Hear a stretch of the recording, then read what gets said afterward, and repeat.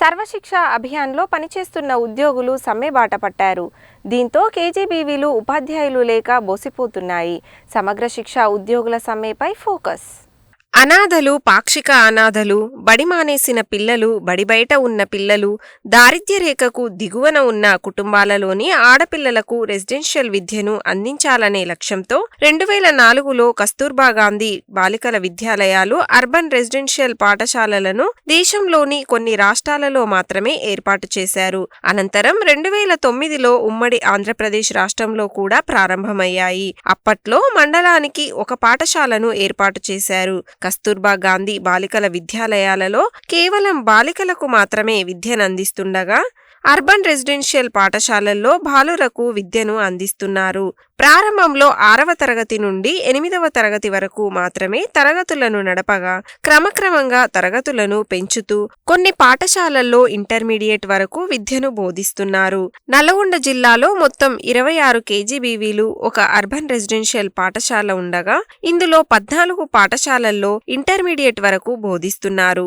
సర్వశిక్ష అభియాన్ పథకంలో భాగంగా పాఠశాలల్లోని బోధనేతర సిబ్బందితో పాటు విద్యాశాఖ కార్యాలయాలలో సుమారు 1150 మంది ఉద్యోగులు పనిచేస్తున్నారు. ఒక్కో పాఠశాలకు ఒక్కో స్పెషల్ ఆఫీసర్తో పాటు 7 సిఆర్టీలు, 7 పీజీసీఆర్టీలు, ఒక పీఈటీ, ఒక అకౌంటెంట్, ఒక ఏఎన్ఎం, ఒక అటెండర్, 2 స్వీపర్లు, 5 వంట మనుషులు, 2 వాచ్ ఉమెన్లు, ఒక క్రాఫ్ట్ టీచర్, ఒక కంప్యూటర్ ఆపరేటర్ చొప్పున పనిచేస్తున్నారు. వీరికి హోదాను బట్టి 7,000 నుండి 32,000 రూపాయల వరకు వేతనాలను చెల్లిస్తున్నారు. సర్వశిక్ష అభియాన్ అనే పథకంలో భాగంగా వీరి నియామకం జరగడంతో వీరికి వేతనాల పెంపు, పదోన్నతులు వంటివి లేకపోవడంతో ఉద్యోగపరంగా ఒదుగు లేకుండా పోయింది. ఇది ఆ ఉద్యోగులలో క్రమంగా అసంతృప్తికి దారితీసింది. గత అసెంబ్లీ ఎన్నికలకు ముందు తమను విద్యాశాఖలో విలీనం చేయాలంటూ ఉద్యోగులు ఆందోళన బాటపట్టారు. ఆ సమయంలో పీసీసీ అధ్యక్షుడిగా ఉన్న రేవంత్ రెడ్డి తాము అధికారంలోకి వస్తే విద్యాశాఖలో విలీనం చేస్తామంటూ హామీ ఇచ్చారు. అనుకున్నట్లుగానే రాష్ట్రంలో కాంగ్రెస్ ప్రభుత్వం ఏర్పడడం, రేవంత్ రెడ్డి ముఖ్యమంత్రిగా బాధ్యతలను స్వీకరించడంతో తమను విద్యాశాఖలో విలీనం చేసే అంశంలో ఉద్యోగులలో ఆశలు చిగురించాయి. అయితే ప్రభుత్వం ఏర్పడి ఏడాది గడిచినప్పటికీ తమ ఆశలు నెరవేరకపోవడంతో సమగ్ర శిక్ష ఉద్యోగులు మళ్లీ ఆందోళన బాటపట్టారు. అయినా ప్రభుత్వం పట్టించుకోకపోవడంతో నిరవధిక సమ్మెకు దిగారు. సమ్మె ప్రారంభించి 10 రోజులు కావస్తున్నప్పటికీ ప్రభుత్వం నుండి ఎలాంటి స్పందన రాకపోవడంతో సమగ్ర శిక్ష ఉద్యోగులు తీవ్ర అసంతృప్తి వ్యక్తం చేస్తున్నారు. పనిభారం ఎక్కువగా ఉన్నప్పటికీ వేతనాలు మాత్రం అరకొరగానే ఇస్తున్నారని, ప్రభుత్వ ఉపాధ్యాయులతో సమానంగా పనిచేస్తున్నప్పటికీ వేతనాల పెంపు విషయంలో తమ పట్ల ఎందుకీ వివక్ష అని ప్రశ్నిస్తున్నారు. మరోవైపు ప్రభుత్వం మాత్రం ప్రత్యేక పథకంలో పనిచేస్తున్న వారిని ప్రభుత్వంలో విలీనం చేయడం సాధ్యం కాదని చెబుతున్నట్లు తెలిసింది. తమను ప్రభుత్వంలో విలీనం చేయాలని సర్వశిక్ష అభియాన్ ఉద్యోగులు సాధ్యం కాదని ప్రభుత్వం ఇలా ఎవరికి వారు బెట్టు చేస్తుండడంతో మధ్యలో విద్యార్థులకు ఇబ్బందులు ఎదురవుతున్నాయి. 10వ తరగతి ఇంటర్మీడియట్ వార్షిక పరీక్షల ముందు ఉపాధ్యాయులు సమ్మె బాట పట్టడంతో విద్యార్థులకు చదువుకునే విషయంలో ఇబ్బందులు తప్పడం లేదు. అయితే సమ్మెలో ఉన్నప్పటికీ విద్యార్థుల చదువులకు, భోజనాలకు ఇబ్బందులు తలెత్తకూడదనే ఉద్దేశంతో బోధనేతర సిబ్బంది షిఫ్టుల వారీగా సమ్మెలో పాల్గొంటూ మిగతా సమయంలో విద్యార్థుల చెంతనే ఉంటున్నామని ఉద్యోగులు చెబుతున్నారు. ఏది ఏమైనప్పటికీ విషయాన్ని నానబెట్టకుండా సమస్యకు ఏదో ఒక పరిష్కారం చూపి సమ్మెను విరమింపచేయాలని విద్యార్థుల తల్లిదండ్రులు కోరుతున్నారు. మేము గత 10 ఏళ్లుగా ఈ వ్యవస్థలో సర్వశిక్ష అభియాన్లో 10 ఏళ్లుగా పనిచేస్తున్నాము. కానీ కనీస వేతనాలు కూడా లేకుండా మేము చాలా వర్క్ అందిస్తున్నాము. ఈక్వల్గా గవర్నమెంట్ స్కూల్స్ ఎలా రన్ అవుతున్నాయో ఒక రెసిడెన్షియల్ని గురుకులాలకు దీటుగా మేము నడుపుతున్నాము. కానీ ప్రభుత్వం ఇంత పని ఒత్తిడిని వేసినా కానీ మేము తీసుకొని చేస్తున్నందుకు మాకు కనీస వేతనాలు కోరుకుంటున్నాం. మేము అంతే ఈ ప్రభుత్వం సామరస్యంగా స్పందిస్తారని మా పట్ల ఎదురు చూస్తున్నాము.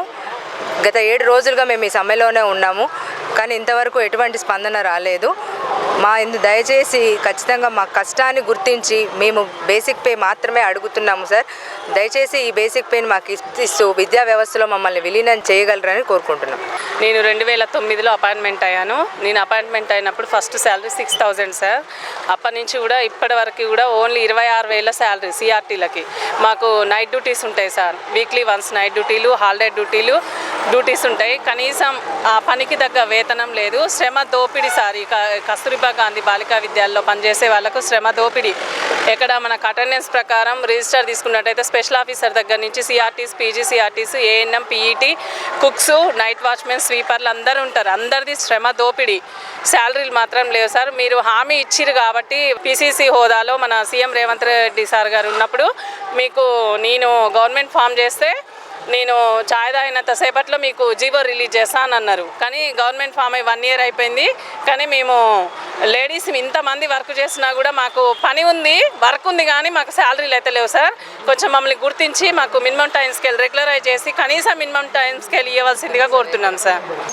మేము 7 రోజులుగా ఈ టెంట్ కింద ఆడవాళ్ళమంతా కలిసి ఉద్యమం చేస్తున్నప్పటికీ మా పైన ఇంకా సీఎం గారు స్పందించట్లేదు. మీరు ఇచ్చిన మాట ప్రకారంగా మాకు రెగ్యులర్ చేస్తారని మేము ఎదురు చూసినప్పటికీ మాకు అడియాశలే మిగిలినాయి. ఇక గత్యంతరం లేని తరుణంలో డిఎస్సి రాసిన తర్వాత మా భవితవ్యం ఏంటి అనేది మేము ఆందోళనలో పడి ఉన్నాము. మేము 60% మాత్రమే మేము ఎగ్జామ్లో రాయగలిగినాము. కానీ 80% రాస్తే కానీ ఉద్యోగం రాని పరిస్థితి ఈనాడు ఉంది. మనిషికి వయసు ఎక్కువైపోతుందే కానీ తరిగిపోదు. కాబట్టి ఇప్పుడు మేము ఈ వయసుకు చదివి ఉద్యోగాలు చేయలేము.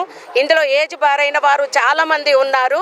మరి మేము ఇన్నాళ్ళుగా ఎంతో శ్రమ కోర్చి ఈ విద్యాలయాలని మేము డెవలప్ చేసినాము. ఇప్పుడు ఎవరు అందుకోలేని స్థాయిలో మా కస్తూర్బా పాఠశాలలు కానీ మిగిలిన ఎస్ఎస్ సేవింగ్లో ఉన్నటువంటి వారు కానీ ఎవరు అందుకోలేని స్థాయిలో మేము గవర్నమెంట్ ఉద్యోగులు ఎట్లయితే విధులను నిర్వర్తిస్తున్నారో అదే తరహాలో మేము కూడా విధులను నిర్వర్తిస్తున్నాము.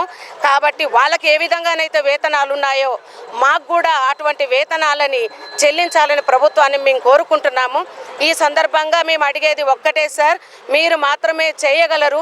మీరు అనుకుంటే ఖచ్చితంగా మాకు మీ మధుర ఫలాలు అందిస్తారని మేము ఆశిస్తున్నాము. మిమ్మల్ని వేడుకునేది ఏమిటి అనంటే మా ఎస్ఎస్ఏ ఉద్యోగులందరినీ విద్యా వ్యవస్థలో విలీనం చేసి మమ్మల్ని రెగ్యులర్ చేయాలని సవినీయంగా కోరుకుంటున్నాం.